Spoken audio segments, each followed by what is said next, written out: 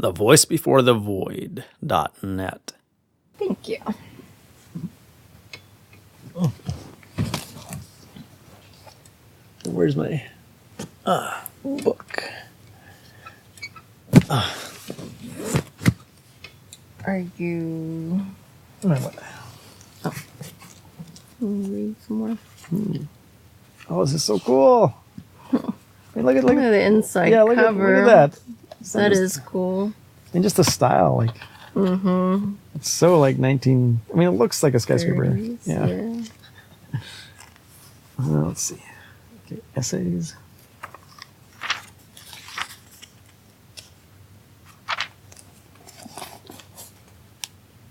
The Bronco That Would Not Be Broken by Vachel Lindsay. A little colt, bronco, loaned to the farm, to be broken in time without fury or harm. Yet black crows flew past you, shouting alarm, calling beware, with lugubrious singing. The butterflies there in the bush were romancing. The smell of the grass caught your soul in a trance. So why be a-fearing the spurs and the traces, O bronco that would not be broken of dancing? You were born with the pride of the lords, great and olden, who danced through the ages in corridors golden. In all the wide farm place the person most human. You spoke out so plainly with squealing and capering, with whinnying, snorting, contorting, and prancing, as you dodged your pursuers, looking askance, with Greek-footed figures and Parthenon paces, O bronco that would not be broken of dancing. The grasshoppers cheered. Keep whirling, they said. The insolent sparrows called from the shed, If men will not laugh, make them wish they were dead. But arch were your thoughts, all malice displacing. Though the horse killers came, with snake whips advancing, you bantered and cantered away your last chance. And they scourged you, with hell in their speech and their faces, O bronco that would not be broken of dancing. Nobody cares for you, rattled the crows, as you dragged the whole reaper next day down the rows. The 3 mules held back, yet you danced on your toes. You pulled like a racer, and kept the mules chasing. You tangled the harness with bright eyes side-glancing, while the drunk driver bled you, a pole for a lance, and the giant mules bit at you, keeping their places, O bronco that would not be broken of dancing. In that last afternoon your boyish heart broke. The hot wind came down like a sledgehammer stroke. The blood-sucking flies to a rare feast awoke, and they searched out your wounds, your death warrant tracing. And the merciful men, their religion enhancing, stopped the Red Reaper to give you a chance. Then you died on the prairie, and scorned all disgraces, O bronco that would not be broken of dancing.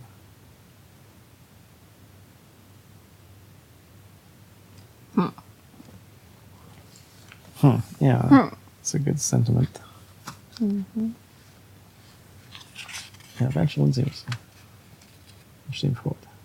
Oh, you're familiar? Oh, yeah. Well, he's not read anymore because he he was popular in lots and lots of anthologies and texts. I mean, yeah, he was a major poet, but he had this one long poem called Congo. Actually, I think it's in this book or a piece of it, and it's just it doesn't read well anymore. Like it's just seems so racist. Like is talking of like Black Africa and so on.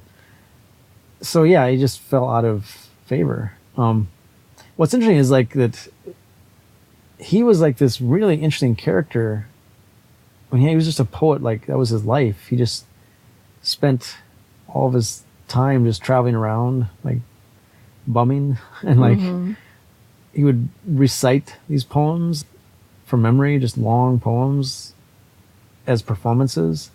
So he was like he was a popular poet. And the thing is, he spent a lot of time with Black musicians and poets at a time when that wasn't, for someone of like a white person to do, but that's what he did. And then he wrote these poems, and they're, in like, celebration with like, people, but they just don't read that way anymore. So yeah, he's discarded by people who just need to read a couple lines from the poem and like, yeah, no. So that's interesting, yeah. But he wrote a lot of poems. Just an interesting figure. Yeah, I like his poetry. It's usually very sonorous. His poetry meant to be read aloud and like pops along. Mm-hmm. Yeah. Thank you.